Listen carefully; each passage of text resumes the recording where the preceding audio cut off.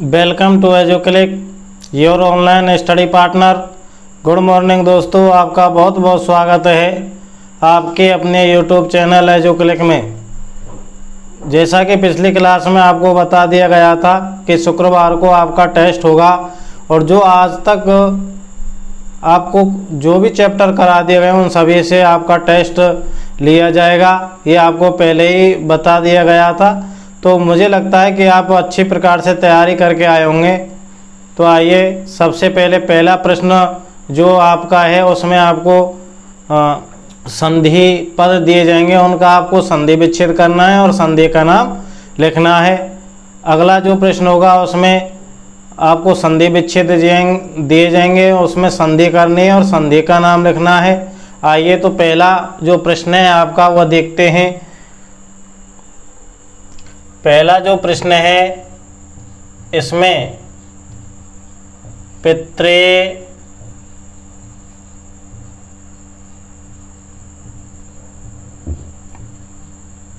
मुंडनम पित्रे मुंडनम रामो अयम, इन तीन पदों का आपको क्या करना है, संधि विच्छेद करना है और संधि का नाम लिखना है।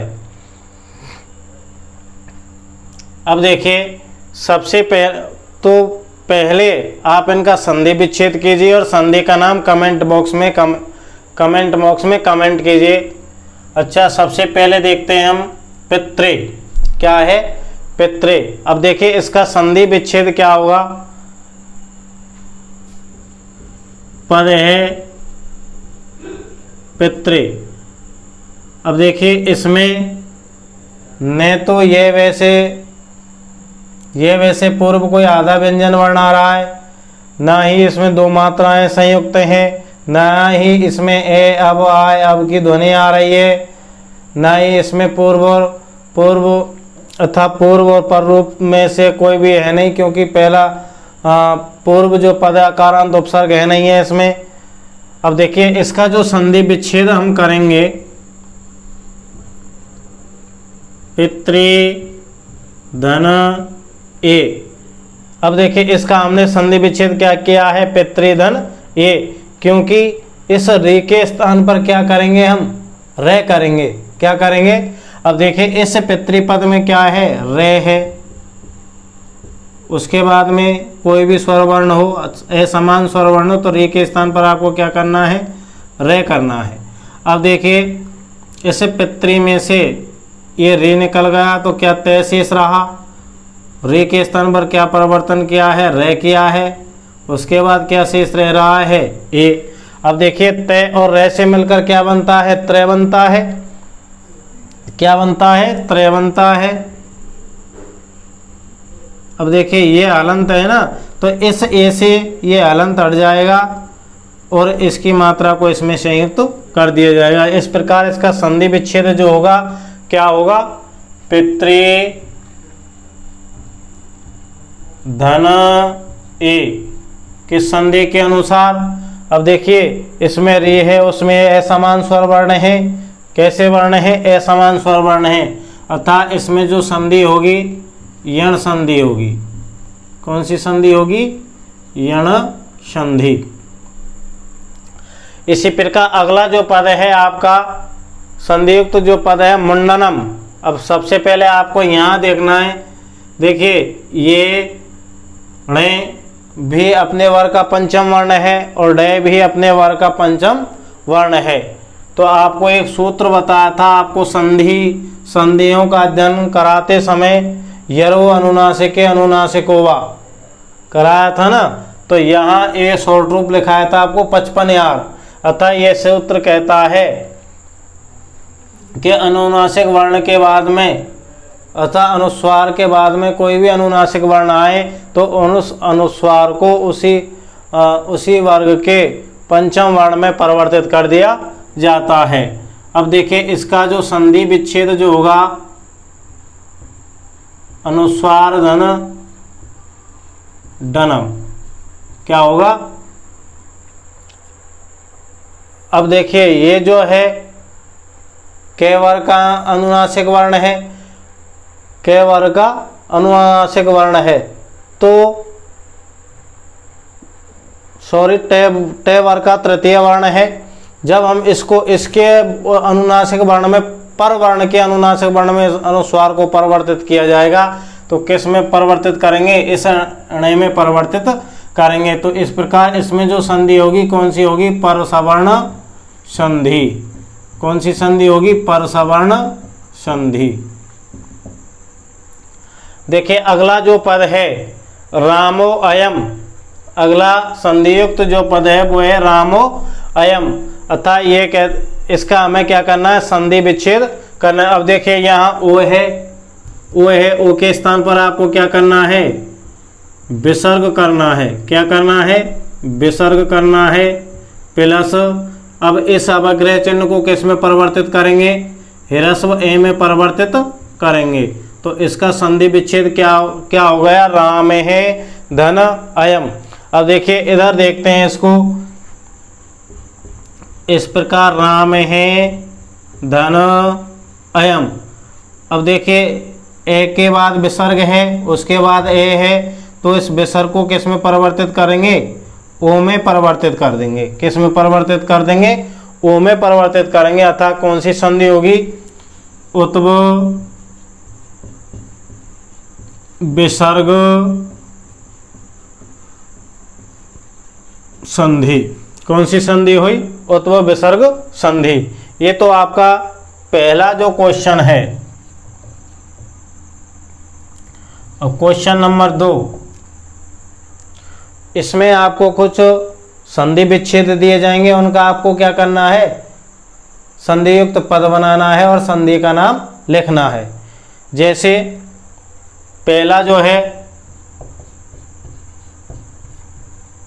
ताहा धन गच्छन्ति, इसके बाद में एक धन एक है। तीसरा हरे धन अब। इनका क्या करना है? आपको संधि युक्त पद बनाना है और संधि का नाम लिखना है। अब देखिए आ के बाद विसर्ग है, उसके बाद में अस्वर्ण है। अस में स्वर और व्यंजन दोनों वर्ण आते हैं, चाहे स्वर वर्ण हो चाहे व्यंजन वर्ण हो। तो इस आ के बाद विसर्ग है, तो विसर्ग का क्या कर दिया जाता है? लोप कर दिया जाता है। तो संधि युक्त पद क्या बनेगा? ता गच्छन्ति। और संधि विच्छेद करते समय ता के बाद में आपको क्या लगाना है? केवल विसर्ग लगाना है। अब देखिए विसर्ग का क्या कर दिया? इसमें लोप कर दिया था, विसर्ग को हटा दिया, तो कौन सी संधि होगी? विसर्ग लोप संधि। कौन सी संधि हुई? विसर्ग लोप संधि। इसके बाद में अगला जो संधि विच्छेद है वो एक धन एक है। एक धन एक है। अब देखिए एक धन एक है। अब देखिए इस के अंत में कौन सा स्वर वर्ण है? ए है। एक है के पूर्व में ए है। तो आपके लिए संधियां कराते समय बताया गया था, यदि ए या आ के बाद में ए आई ओ औ आए, क्या आए? ए आई ओ औ आए, तो पूर्व और पर के स्थान पर क्या कर दिया जाता है? वृद्धि एक आदेश कर दिया जाता है। अतः ए धन ए के स्थान पर क्या होगा? आई होगा, वृद्धि एक आदेश के रूप में। अब देखिए यहाँ संधियुक्त पद जो बनेगा क्या बनेगा? एक एक ह। कौन सी संधि होगी? वृद्धि संधि। वृद्धि संधि। अगला जो संधि विच्छेद है हरे धन अब। अब देखिए हरे के अंत में ए है, उसके बाद में ए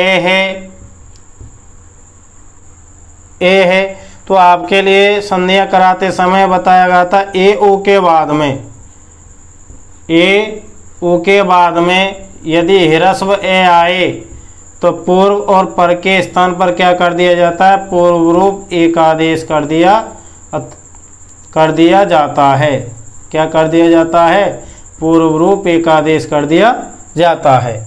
अब देखिए ये स्थिति ए के बाद ह्रस्व है तो क्या आ जाएगा, ए अवग्रह है।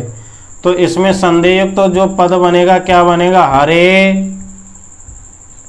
अब क्या बनेगा, हरे। अब संधि कौन सी होगी, पूर्व रूप संधि। कौन सी संधि होगी, पूर्व रूप संधि। तो ये हो गए आपके संधियों से संबंधित क्वेश्चन। अब इससे अगला जो प्रश्न है आपका वो समासों से संबंधित है। समासों से संबंधित है, यहाँ तक आप इनको लिख लीजिए, उसके बाद में फिर अगला क्वेश्चन पढ़ते हैं। अब देखिए अगला जो तीसरा जो प्रश्न है आपका, इसमें आपको क्या दिए जाएंगे, समस्त पद दिए जाएंगे। उनका आपको क्या करना है, विग्रह करना है और समास का नाम लिखना है। अब देखिए सबसे पहला जो समस्त पद है आपका वो है महापुरुष है। इससे अगला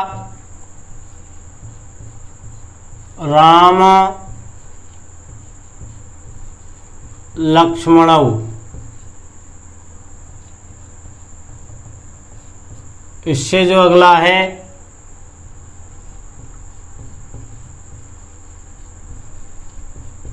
अधिहरि। अब देखिए इन तीनों समस्त पदों का आपको क्या करना है, विग्रह करना है। क्या करना है, विग्रह करना है और समास का नाम लिखना है। तो जल्दी से कमेंट बॉक्स में इनका समास का नाम और समास विग्रह कमेंट बॉक्स में कमेंट कीजिए, उसके बाद हम इनको देखते हैं। देखिए पहला जो पद है आपका समस्त पद है, क्या है, महापुरुष है। तो सबसे पहले आपको देखना है पुरुष कैसा है, महा अर्थात महान है। तो पुरुष पद की विशेषता कौन सा पद बता रहा है, महान पद बता रहा है।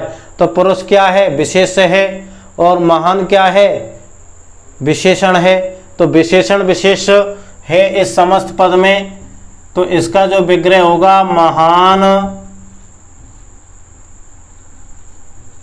पुरुष है इति। महान पुरुष है इति कौन सा समास होगा इसमें, कर्मधारय समास। कर्मधारय समास, क्योंकि पूर्व पद क्या है इसमें, विशेषण है, और उत्तर पद क्या है, विशेष है। और ये आपको ध्यान रखना है कि जब हम कर्मधारय समास पढ़ रहे हों तो इसमें समस्त पद के लिंग का निर्धारण किसके अनुसार किया जाता है, विशेष के अनुसार किया जाता है। अब देखिए राम लक्ष्मण, सबसे पहले आपको ये देखना है कि राम लक्ष्मण जो पद है कौन से वचन में है, द्विवचन में, और दोनों पद अपना अपना महत्व रखते हैं, राम लक्ष्मण। अब देखिए द्विवचन में है वैसे ये समस्त पद, तो इसका जो विग्रह होगा राम है चे लक्ष्मण है चे। समास कौन सा होगा, द्वंद्व समास। द्वंद्व समास हो। इससे अगला जो समस्त पद है अधिहरि, क्या है, अधिहरि। अब देखिए ये तो उपसर्ग है अर्थात अव्यय है, क्या है, अधि अव्यय है, और हरि क्या है, संज्ञा शब्द है, संज्ञा शब्द है। अर्थात ऐसा कौन सा समास है जिसमें पूर्व पद क्या होता है, अव्यय होता है। अब देखिए अधि जो अव्यय है उसका प्रयोग किस अर्थ में करते हैं, हम किस अर्थ में करते हैं, कमेंट बॉक्स में कमेंट करके जल्दी से बताएं कि आदि उपसर्ग का प्रयोग किस अर्थ में किया जाता है। देखिए आदि उपसर्ग का प्रयोग किया जाता है विभक्ति अर्थ में। जो उत्तर पद में हमें कौन सी विभक्ति लगानी है, सप्तमी विभक्ति एक वचन। अब देखिए हरि का सप्तमी विभक्ति एक वचन, क्या एक वचन में जो रूप बनता है वो क्या बनता है, हरऊ। उसके बाद में क्या पद लिखना है आपको, इति, हरऊ इति। इसका जो विग्रह होगा क्या होगा, हरऊ इति और समास का नाम होगा अव्ययी भावः। कौन सा समास होगा? अव्ययी भावः। अब देखिए इससे अगला जो प्रश्न है आपका क्वेश्चन नंबर 4, उसमें आपको दिए जाएंगे विग्रह और उनका क्या बनाना है? आपको समस्त पद बनाना है। सबसे पहला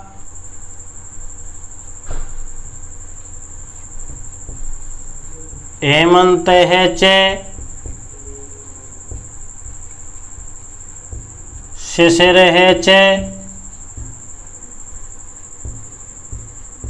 बसंत है चे। इसका क्या करना है? आपको समस्त पद बनाना है और समास का नाम लिखना है। इससे अगला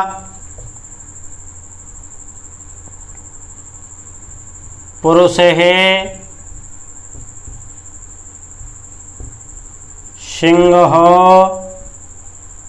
एव। पुरुष है सिंह है एव। इससे अगला जो विग्रह है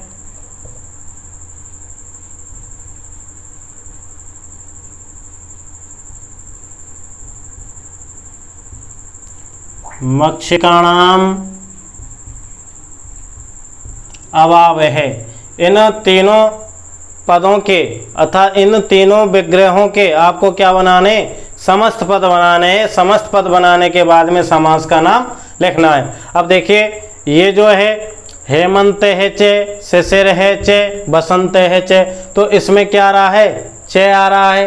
अर्थात तो इसमें अब देखिए ये तीनों पद हैं, अपना अपना महत्व रख रहे हैं। हेमंत, शिशिर और बसंत, अतः ये ऋतुएं हैं हमारे, हेमंत ऋतु, शिशिर ऋतु और बसंत ऋतु। अब देखिए इसका जो समस्त पद बनेगा, अब देखिए द्वंद्व समास में समस्त पद या तो द्विवचन में बनते हैं या अथवा बहुवचन में बनते हैं। तो तीनों पद हैं, तो तीनों पद हैं, तो तीन पद हैं, तो हमारा समस्त पद किस में बनेगा? बहुवचन में। क्या बनेगा? हेमंत शिशिर बसंतः। हेमंत शिशिर बसंतः क्या बनेगा? समस्त पद हेमंत शिशिर बसंता। अब देखिए समस्त पद कौन से वचन में? बहुवचन में है। कौन से वचन में? यदि ये दो ऋतुएं होती तो किस में बनता समस्त पद? केवल द्विवचन में ही निर्मित होता। तो इसमें समास कौन सा होगा? द्वंद्व समास हो। कौन सा समास है? द्वंद्व समास है। और आपको विशेष रूप से यही ध्यान रखना है कि आपके सिलेबस में केवल तीन ही समास हैं: अव्ययभाव समास, कर्मधारय समास और द्वंद्व समास। अगला है पुरुष है सिंह है एव। पुरुष है सिंह है एव, अथा पुरुष सिंह के समान, पुरुष सिंह के जैसा। अर्थात पुरुष कैसा है? सिंह के समान है। इसको क्या दी गई है? उपमा दी गई है। तो अब देखिए सिंह क्या है? यहाँ उपमान है। क्या है? उपमान है, क्योंकि एव का प्रयोग किसके बाद में किया जाता है? उपमान के बाद में किया जाता है। और पुरुष क्या है? यहाँ उपमेय है। अर्थात ये जो समास है आपको भेद के हिसाब से उपमानो उपमेय उपमानोत्तर पद कर्मधारय है। अब देखिए इसका हमें क्या बनाना है? समस्त पद बनाना है। तो क्या बनेगा? पुरुष सिंह हो। क्या बनेगा? एव को हटा दिया जाएगा, पुरुष सिंह हो। समास का नाम जो होगा कौन सा होगा? कर्मधारय। कर्मधारय समास हो। अगला जो विग्रह है मक्षिकाणाम अभाव हो। अब देखिए यदि आपको पता है कि अभाव अर्थ में किस अव्यय का प्रयोग किया जाता है, देखिए आपके जो अव्यय हैं अथवा उपसर्ग हैं वो 6 अर्थों में है। अधि उपसर्ग का प्रयोग विभक्ति अर्थ में किया जाता है, और उप उपसर्ग का प्रयोग समीप अर्थ में किया जाता है, प्रति उपसर्ग का प्रयोग विवक्षा अर्थ में किया जाता है, और यथा अव्यय का प्रयोग अनतिक्रम्य अर्थ में किया जाता है, अनुअव्यय का प्रयोग योग्यता अर्थ में किया जाता है, और निरव्यय का प्रयोग अभाव अर्थ में किया जाता है। तो सबसे पहले हम समस्त बनाते समय क्या लिखेंगे? नि। उसके बाद में मक्षिकाणाम, क्या है? मक्षिकाणाम, निर्मक्षिकम, क्योंकि समस्त पद अव्ययभाव समास में कौन से नपुंसकलिंग एक वचन में निर्मित होता है, तो क्या बनेगा? मक्षिकम, निर्मक्षिकम। समास कौन सा होगा? अव्ययी भाव हो। कौन सा समास हुआ? अव्ययी भाव समास। अब देखिए इससे अगला जो क्वेश्चन है आपका वो अव्ययों से संबंधित है। इसमें आपको जो क्वेश्चन नंबर 5, इसमें मंजूषा में आपको कुछ अव्यय पद दिए होंगे, यथा, कुत्र, अपि, बिना, पुरा। ये क्या है? मंजूषा है। मंजूषा में आपको क्या दिए गए हैं? अव्यय पद दिए गए हैं। पहला से क्रीडति, अहम, खाली जगह, क्रीडामि।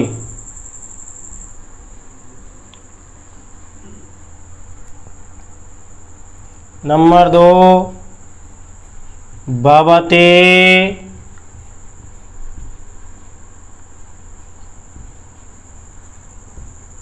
पठति।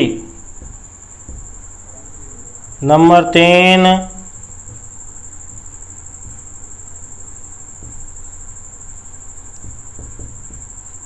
गुरु, खाली जगह है, गुरु तथा शिष्य है।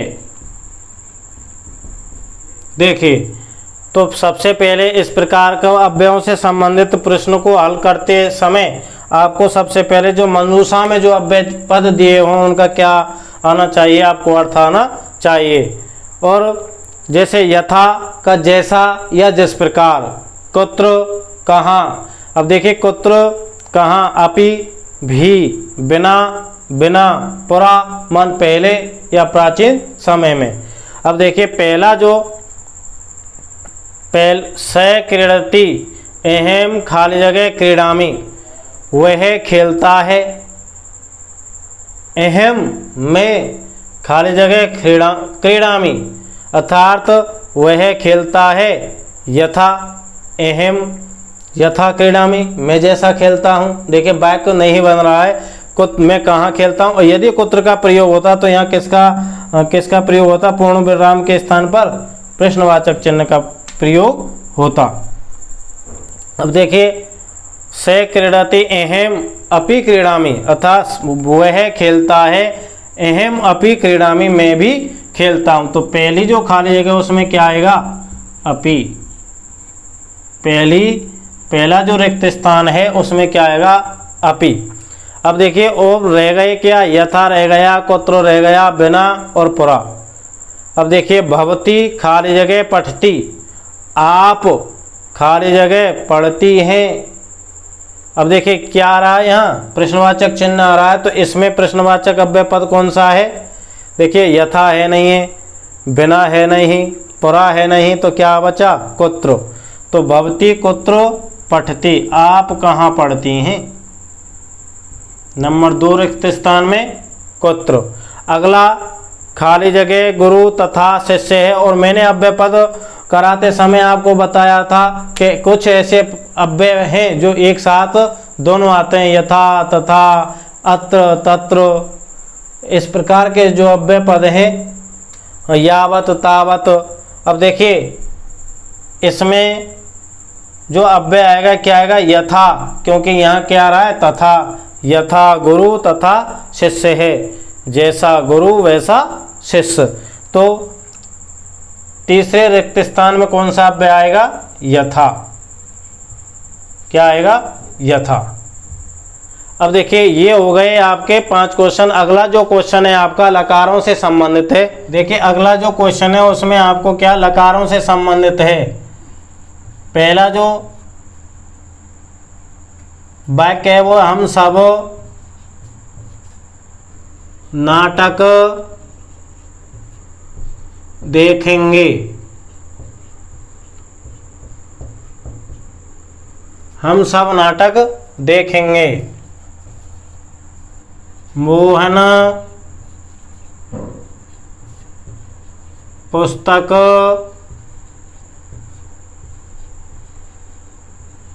पढ़ता था।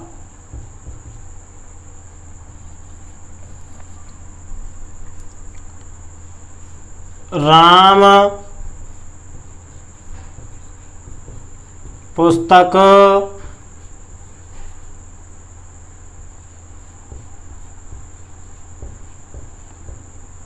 पढ़ता है।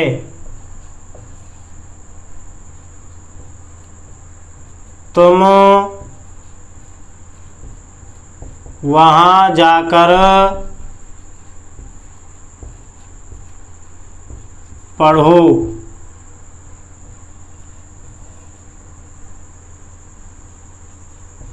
हमें संस्कृत पढ़नी चाहिए। अब देखिए इन वाक्यों में सबसे पहले आपको क्या करना है, लकार का निर्धारण करना है, क्योंकि लकार कराते समय आपको सभी लकारों की जो आपके सिलेबस में 5 लकार हैं, लट लकार, लोट लकार, लंग लकार, विधिलिंग लकार और लृट लकार, उन सभी की पहचान आपको बता दी गई है। तो सबसे पहले आपको क्या देखना है कि इस वाक्य में कौन सा लकार है। सबसे पहले लकार का निर्धारण करेंगे। लकार का निर्धारण करने के बाद में कर्ता देखेंगे, कर्ता किस पुरुष और किस वचन का है अथवा किस लिंग का है। इसके बाद कर्ता देख लिया, क्रिया, क्रिया देखेंगे। यदि कर्ता का निर्धारण करने के बाद क्रिया देखते हैं और उसके बाद क्या करते हैं, वाक्य निर्मित करते हैं। अब देखिए हम सब नाटक देखेंगे, तो आने वाला जो समय उसमें देखेंगे और वाक्य के अंत में क्या आ रहा है, गा गी गे आ रहा है। तो ये कौन सा लकार है, इसमें लृट लकार है। कि कौन सा लकार है, लृट लकार है। और कर्ता क्या है, हम सब क्या है। और कर्ता मैंने आपको कर्ता की पहचान के लिए बताया था, क्रिया से पहले क्या लगाना है, कौन। कौन देखेंगे, कौन देखेंगे, अर्थात आंसर क्या आएगा, हम सब देखेंगे। क्या देखेंगे, तो अर्थात कर्म जानने के लिए क्या लगाते हैं, क्रिया से पहले क्या लगाते हैं। अब देखिए कर्ता जो है उत्तम पुरुष बहुवचन का है। अब उत्तम पुरुष बहुवचन का कर्ता क्या है, वयम। क्या है, वयम।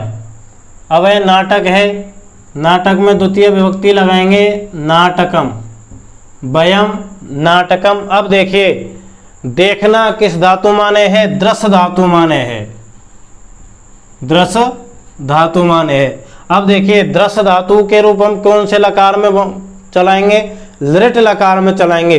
अब देखिए दृश जो धातु है विशिष्ट व्यंजनांत धातु है, इसमें क्या रहा है, से के स्थान पर क्या करेंगे, छः करेंगे।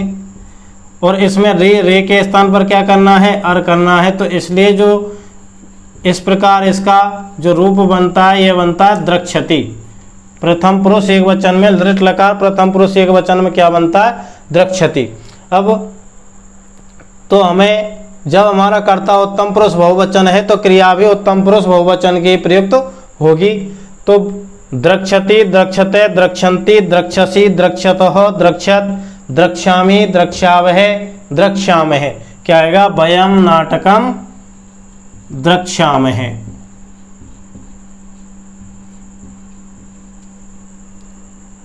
वयम नाटकम द्रक्ष्यामहे। आइए इससे अगला जो वाक्य है, मोहन पुस्तक पढ़ता था। मोहन पुस्तक पढ़ता था अर्थात जो समय निकल चुका है उसमें पढ़ता था, अब नहीं पढ़ रहा है। अर्थात जो समय निकल चुका है ना, अर्थात भूतकाल में निकलने वाला जो समय है उसको क्या कहा जाता है, भूतकाल। अर्थात भूतकाल के लिए लंग लकार का प्रयोग किया जाता है। तो कर्ता कौन पढ़ता है, मोहन। तो मोहन क्या है, यहाँ कर्ता है, प्रथम पुरुष एक वचन है। तो मोहने पुस्तकम ए पठत, ए पठत। एक तो हम इसको इस प्रकार बना सकते हैं, मोहने पुस्तकम ए पठत, और एक इस प्रकार बना सकते हैं कि जिन वाक्यों के अंत में था, हिंदी वाक्यों के अंत में था आता है तो लट लकार की क्रिया के साथ क्या लगाकर, इसमें लगाकर, लट लकार की क्रिया के साथ इसमें लगाकर भूतकालिक क्रिया निर्मित होती है। इसको इस प्रकार भी बना सकते हैं, मोहने पुस्तकम पठति इसम, पठति इसम, लेकिन ये जो इसमें जो लगाया जाएगा ना, उन्हीं में लगाया जाएगा जिन हिंदी वाक्यों के अंत में क्या है, था आए, उन्हीं में लट लकार की क्रिया के साथ इसमें लगाकर भूतकालिक क्रिया निर्मित होती है। इस प्रकार भी हम इस वाक्य को बना सकते हैं, मोहने पुस्तकम पठति, इसमें मोहन पुस्तक पढ़ता था। अगला है राम पुस्तक पढ़ता है। अब देखिए ता है, ती है, अतः वर्तमान जो समय जो चल रहा है उसमें पढ़ रहा है, तो कौन सा लकार होगा, इसमें लट लकार होगा। तो कर्ता क्या है, राम है पुस्तकम पठति, राम है पुस्तकम पठति। अब है तुम वहां जाकर पढ़ो, तुम वहां जाकर पढ़ो। अब देखिए इसमें क्या क्या दिया जा रहा है, आदेश दिया जा रहा है। क्या दिया जा रहा है, आदेश दिया जा रहा है या आज्ञा दी जा रही है कि तुम वहां जाकर पढ़ो। तो इसमें कौन सा लकार है, लोट लकार है। आज्ञार्थक काल कौन सा है, लोट लकार है। और कर्ता क्या है, तुम, अतः मध्यम पुरुष एक वचन का कर्ता है त्वम। क्या है, त्वम। अब देखिए वहां क्या है, एक अव्यय पद है, तत्र, तत्र। अब यहां जाकर, जाकर, ये जो जाकर जो पद है इसमें आपको गम धातु मान होता है जाना। क्या होता है, इसके बाद में आपको क्या प्रयुक्त करना है, कत्वा प्रत्यय संयुक्त करना है, और इससे मिलकर जो पद बनता है वो बनता है गत्वा। क्या बनता है, क्योंकि कत्वा प्रत्यय का प्रयोग कर्या करके अर्थ में किया जाता है। तो त्वम तत्र गत्वा। अब देखिए कर्ता मध्यम पुरुष एक वचन है तो क्रिया भी मध्यम पुरुष एक वचन की ही प्रयुक्त होगी। कौन से लकार में, लोट लकार में।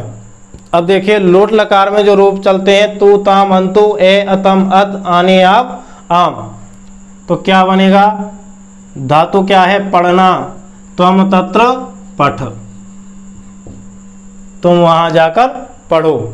अब हमें संस्कृत पढ़नी चाहिए। अब देखिए इसमें लकार पहले से निर्धारित है, क्योंकि क्या रहा पीछे, चाहिए। चाहिए अर्थ में विधिलिंग लकार का प्रयोग किया जाता है। अब उसके बाद हमें क्या देखना है, कर्ता। अब देखिए हमें संस्कृत पढ़नी चाहिए। कर्ता जो है उत्तम पुरुष बहुवचन का है। उत्तम पुरुष बहुवचन का कर्ता क्या है, वयम।